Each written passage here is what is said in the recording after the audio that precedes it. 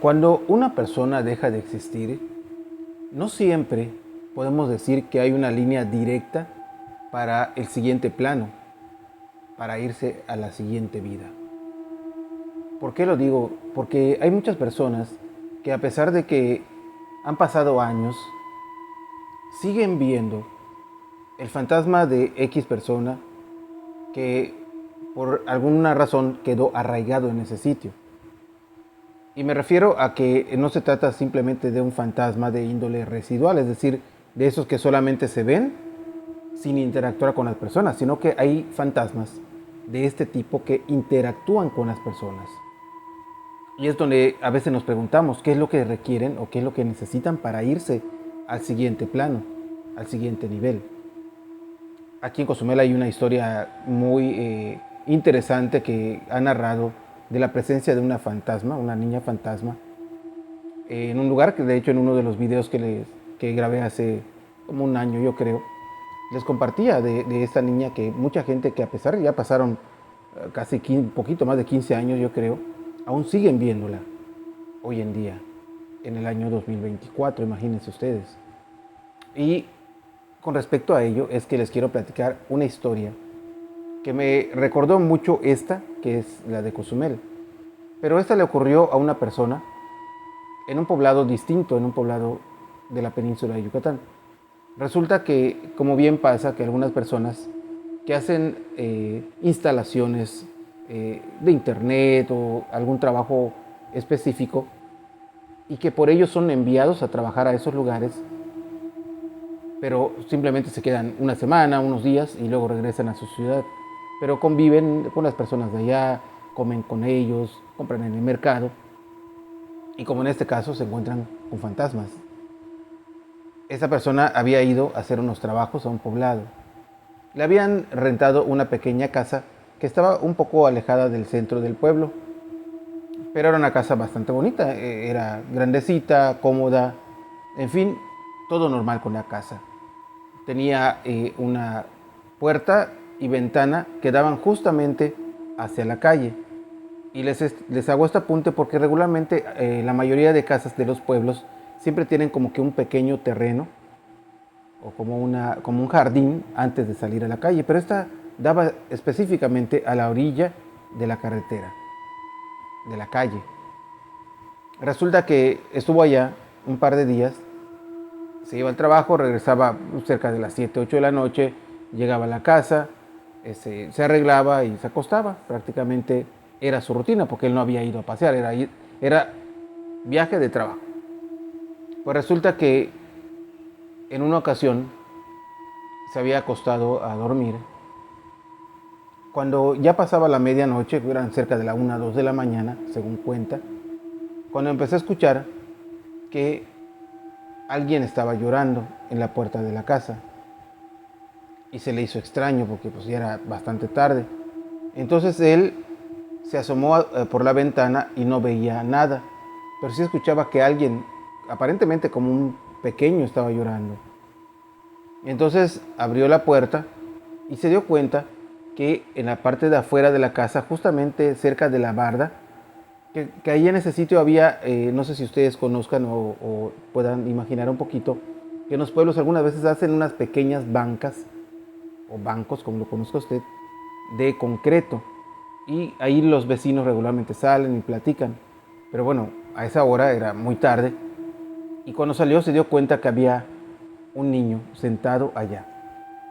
Estaba abrazadito, así con frío, y estaba llorando.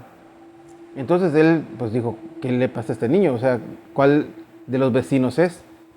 Entonces rápidamente sacó de su casa una pequeña mantita que tenía como digamos, un cobertor pequeño y se lo dio al niño y lo tapó y le preguntó que qué estaba llorando. Entonces el niño no decía nada, simplemente empezó a apuntar hacia enfrente del otro lado de la calle.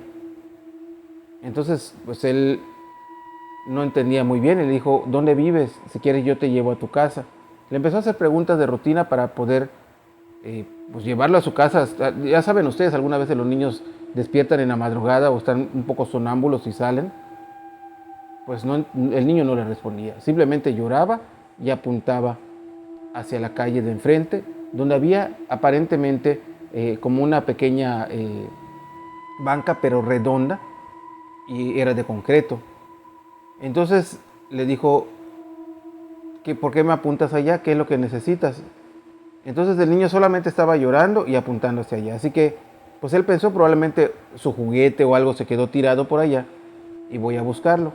Entonces caminó al otro lado de la calle donde estaba la banca redonda, un poco grande. Se acercó y vio que no había nada por allá. Entonces cuando volteó para decirle al niño qué es lo que necesitaba que buscara o que fuera por él, el niño había desaparecido, no estaba allá, solamente estaba la mantita y nada más sobre esa banca donde él había visto al niño. Obviamente no había corrido porque él hubiera escuchado el ruido, no había ningún lugar cerca para esconderse y quedó pues pensando qué es lo que había pasado. No entendía muy bien. Así que regresó a su casa, dijo pues a lo mejor el niño se fue a su casa. Al día siguiente le platicó a las personas con las que estaba trabajando en ese sitio de lo que había pasado. Entonces ellos le preguntaron que dónde estaba viviendo, que qué casa estaba viviendo. Y él les platicó en qué zona estaba, cuál era la casa y qué es lo que había visto. Entonces ellos sonrieron y le dijeron que le tocó ver al fantasma del niño ahogado. Y le dijo, ¿cómo el fantasma del niño ahogado? Y le dijo, sí, mucha gente en el pueblo lo ha visto. Y justamente enfrente de tu casa hay un pozo de agua, no sé cómo lo conozcan ustedes en su país. Pues aquí en Yucatán regularmente se hacían unas excavaciones. Actualmente es muy moderno todo, se hace un pequeño agujero y meten tubos y allá. Pero antes no, aquí en Yucatán sobre todo, los pozos tenían una amplitud grande para que pudiera uno meter cubetas y sacar agua. Y eran pozos que no eran demasiado profundos, pero muchos de ellos pues sí eran peligrosos porque mucha gente se caía allá. Pues resulta que ese niño, desafortunadamente, hacía muchos años, había caído en ese pozo y ahí es donde había dejado de existir.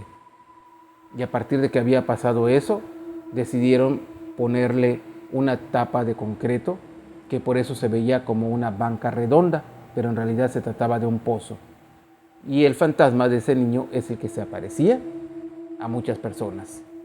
Obviamente a él, que no conocía nada de la historia, pensó que se trataba de un niño, de un vecino tal vez, pero en realidad se trataba de ese fantasmita. Obviamente a partir de esa noche prefirió ni siquiera poner atención a ningún ruido que hubiera en la calle porque no quería encontrarse de nueva cuenta con ese niño, que probablemente hasta el día de hoy esté saliendo a recordar que ahí es donde está arraigado su espíritu. Su cuerpo ya no está allá, está descansando, pero su espíritu sí. Espero que te haya gustado el relato del día de hoy y me gustaría que me compartas si conoces alguna historia como esta, algún mensaje, saludos, lo que tú quieras. Muchas gracias aquí en la caja de comentarios. Ayúdame dándole like y compartiendo este video para que podamos llegar a más personas. Recuerda que puedes seguirme como Omar Villasís Oficial, así como aparece aquí en pantalla.